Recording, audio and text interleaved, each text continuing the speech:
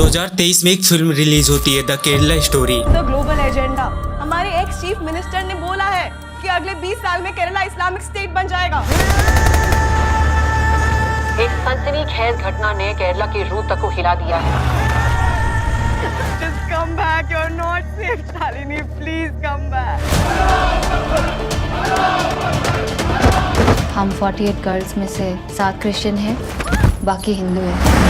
जिसके ट्रेलर में ये बोला गया कि 32,000 लड़कियां केरला से गायब हुई, धर्म परिवर्तन कराया गया, ISIS में भेजा गया। ये देखने के बाद पूरे देश में बवाल मच गया। कुछ राज्यों में इस मूवी को बैन भी कर दिया गया और कुछ जगह इस मूवी को टैक्स फ्री कर दिया गया। बॉक्स ऑफिस पर इस मूवी ने 300 करोड़ रुपए कमाए और अब 2026 में फिर से वही हाल है, क्योंकि इस मूवी का पार्ट 2 आया है, द केरला स्टोरी पार्ट 2। इस स्टोरी फर्स्ट हम इस वाली मूवी के बारे में बात कर लेते हैं। इस मूवी की शुरुआत होती है 4 लड़कियों से, जिनका नाम है शालिनी, गीतांजलि, नीमा और आसिफा। सब लड़कियां हिंदू थी, केरला के नर्सिंग कॉलेज में पढ़ती थी। फिल्म में दिखाया गया कि कुछ मुस्लिम लड़कों ने उनसे दोस्ती की, प्यार में फंसाया, फिर धीरे धीरे धर्म परिवर्तन कराया, फिर ISIS में भेज दिया, अफगानिस्तान और सीरिया, और वहाँ उनकी जबरदस्ती शादी करवाई गई, बलात्कार किए गए, यातनाएं दी गई। और इस मूवी में ये दावा किया गया कि 32,000 हिंदू लड़कियों को केरला से गायब कर दिया गया और उनकी ISIS में भर्ती हुई। इस मूवी का मात्र ट्रेलर ही आने से बवाल मच गया। भाजपा ने समर्थन किया। कुछ भाजपा शासित राज्यों में फिल्म को टैक्स फ्री कर दिया गया। नेताओं ने कहा यह देश की आंखें खोलने वाली फिल्म है, और यहीं विपक्ष के लोगों ने कहा यह फिल्म फर्जी है, सांप्रदायिक नफरत फैलाने के लिए बनाई गई है। पश्चिमी बंगाल और तमिलनाडु में फिल्म को बैन कर दिया गया। जब ये बात सुप्रीम कोर्ट में पहुंची, याचिकाएं दाखिल हुई कि फिल्म झूठे आंकड़ों पर आधारित है। और उसके बाद केरला पुलिस और केंद्रीय सरकार ने आधिकारिक तौर पर कहा 30,000 आंकड़े बिल्कुल भी सही नहीं है, ये गलत है, या कहीं भी सत्यापित नहीं है। असली आंकड़े 2009 से 2023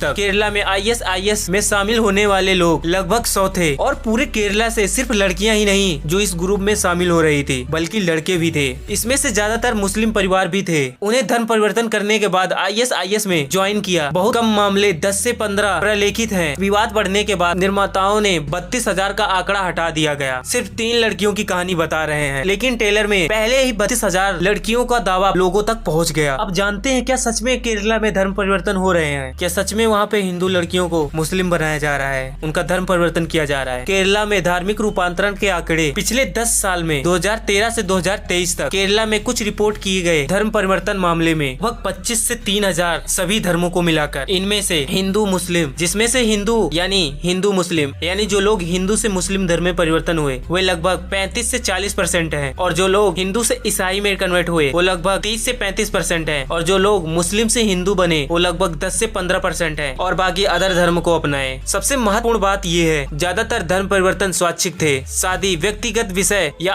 आर्थिक कारणों की वजह से नहीं हुई। जब धर्म परिवर्तन के मामले केरला उच्च न्यायालय में आए, 2009 से 2022 के बीच लगभग 11 मामलों की सुनवाई की गई, जिसमें जबरन धर्म परिवर्तन का आरोप था। इनमें से कुछ में अदालत ने कहा धर्म परिवर्तन स्वैच्छिक था। कुछ मामलों में जोड़ों ने बाद में अलग होने का फैसला लिया। अब जानते हैं कि आखिर लव जिहाद है क्या? लव जिहाद का दावा मुसलमान लड़के जानबूझकर हिंदू ईसाई लड़कियों को निशाना बनाते हैं, शादी के लिए फंसाते हैं, धर्म परिवर्तन कराते हैं, ISIS जैसे संगठनों में भेजते हैं। इस बात की सच्चाई समझने से पहले हमें केंद्रीय एजेंसियों की रिपोर्ट को देखना होगा। 2020 में गृह मंत्रालय ने लोकसभा में कहा लव जिहाद जैसे कोई भी शब्द मान्यता प्राप्त नहीं है। ऐसी संगठित साजिश का कोई भी सबूत नहीं मिला। राष्ट्रीय जांच एजेंसी ने कुछ मामलों की जांच की, लेकिन संगठित साजिश का प्रमाण नहीं मिला। 2022 कर्नाटक के उच्च न्यायालय में अदालत ने कहा 2 वयस्क अगर स्वच्छ से शादी करना चाहते हैं, चाहे वो अलग अलग धर्म के ही क्यों न हो, यह उनका स्वयं का अधिकार है। लव जिहाद जैसे शब्द का दुरुपयोग हो रहा है वास्तविक रिश्ते को अपराधी बनाने के लिए। और उसके बाद आती है 2026 में द केरला स्टोरी चैप्टर 2 को जबरन बुर्का पहनाया जा रहा है, परिवार रो रहा है, पुलिस असहाय दिख रही है, लड़की को बहला फुसलाकर उससे शादी की जाती है, लड़की को जबरन बीफ खिलाया जाता है। उसके साथ